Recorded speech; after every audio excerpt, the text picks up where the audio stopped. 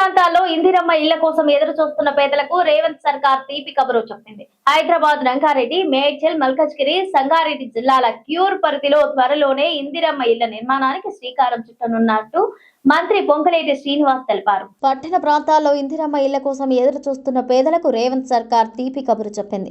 హైదరాబాద్, రంగారెడ్డి, మేడ్చల్, మల్కజ్గిరి, సంగారెడ్డి జిల్లాల క్యూర్ పరిధిలో త్వరలోనే ఇందిరమ్మ ఇళ్ల నిర్మాణానికి శ్రీకారం చుట్టనున్నట్లు మంత్రి పొంగులేటి శ్రీనివాస్ రెడ్డి స్పష్టం చేశారు. మంగళవారం సెక్రటేరియట్లో క్యూర్ పరిధిలో హౌసింగ్ పాలసీపై అధికారులతో మంత్రి సమీక్ష నిర్వహించారు. హైదరాబాద్ మురికివాడల్లో నివసిస్తున్న పేదలు ఇతర ప్రాంతాల్లో ఇళ్లను తీసుకోవడానికి ఇష్టపడటం లేదని అధికారులు మంత్రి దృష్టికి తీసుకెళ్లారు. నగరానికి దూరంగా వెళితే తమ జీవనోపాధికి ఇబ్బంది కలుగుతోందని, వారు ఆసక్తి చూపటం లేదని వివరించారు. గతంలో 42,000 నివాసాలు నిర్మించగా అందులో సగం మంది మాత్రమే శివారు ప్రాంతంలో నివసిస్తున్నారని తమ సర్వేలో తేలినట్లు హౌసింగ్ శాఖ అధికారులు చెప్పారు.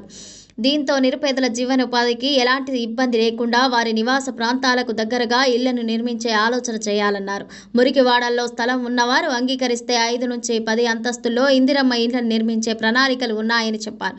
కేబినెట్ సమావేశంలో ఈ విషయంపై చర్చించి తుది నిర్ణయం తీసుకుంటామన్నారు.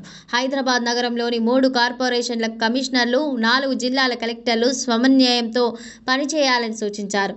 ఆయా ప్రాంతాల్లో స్థలాలను గుర్తించాలని ఆదేశించారు. అక్కడున్న లబ్ధిదారులు ఎన్ని ఇళ్లను నిర్మించవచ్చుననే వివరాలతో 10 రోజుల్లో నివేదిక అందించాలన్నారు.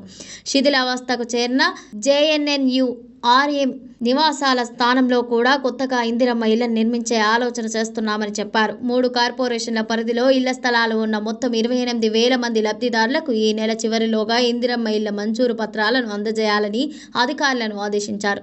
అసంపూర్తిగా ఉన్న ఇళ్లతో పాటు ఇప్పటికే పూర్తయిన డబుల్ బెడ్రూమ్ ఇళ్లు మార్చి చివరికి నాటికి లబ్ధిదారులను ఎంపిక చేయాలని అధికారులను ఆదేశించారు. అసంపూర్తి నిర్మాణాలు పూర్తి చేయడంతో పాటు మౌలిక వసతులకు హౌసింగ్ కార్పొరేషన్ నుంచి మంజూరు చేయాలని సూచించారు. విద్యుత్ పంపిణీ సంస్థలు కరెంట్ మీటర్లను డబుల్ బెడ్రూమ్ ఇళ్ల లబ్ధిదారుల పేర్ల మీదకి బదిలీ చేయాలన్నారు.